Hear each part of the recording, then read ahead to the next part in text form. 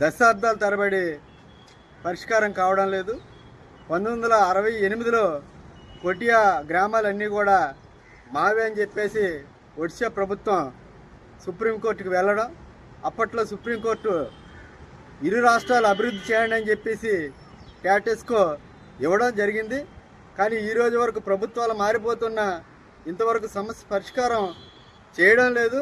ఇప్పటికైనా రెండు ప్రభుత్వాలు ఆలోచించి పరిష్కారం చేయాలని చెప్పేసి చూపించాలని చెప్పేసి సిపిఎం పార్టీగా మేము కోరుతున్నాం.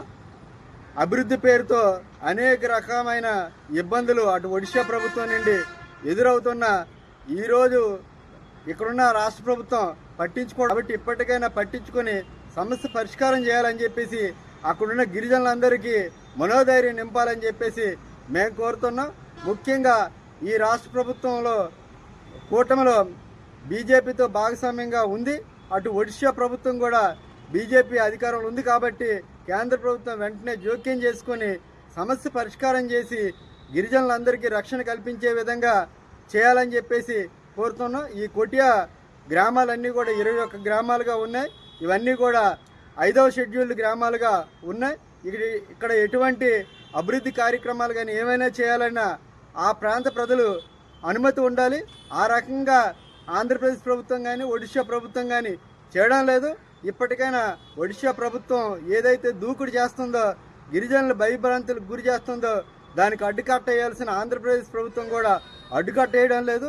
గిరిజనులకు కానీ అక్కడ పనిచేస్తున్న ప్రభుత్వ అధికారులు ఎటువంటి రక్షణ కల్పించడం లేదు. కాబట్టి ఈ రాష్ట్ర ప్రభుత్వం ఆ రకంగా ఆలోచించాలి. ఒడిశా ప్రభుత్వం కూడా అక్కడ గిరిజనులకు అభివృద్ధి మేరకే పనిచేసే విధంగా ఉంటే మంచిది. లేని ఎడల గిరిజనులు ఆ ప్రాంతంలో ఉన్న వాళ్ళందరూ కూడా చాలా ఇబ్బంది పడుతున్న పరిస్థితి ఉంది. కాబట్టి ఇప్పటికైనా ఈ రాష్ట్ర ప్రభుత్వం అలాగే ఒడిశా రాష్ట్ర ప్రభుత్వం కేంద్ర ప్రభుత్వం జోక్యం చేసుకుని వెంటనే సమస్యను పరిష్కారం చూపించాలని చెప్పేసి సిపిఎం పార్టీగా కోరుతున్నాం. నా పేరు మర్రి శ్రీనివాసరావు, సిపిఎం పార్టీ జిల్లా కమిటీ సభ్యుడిని.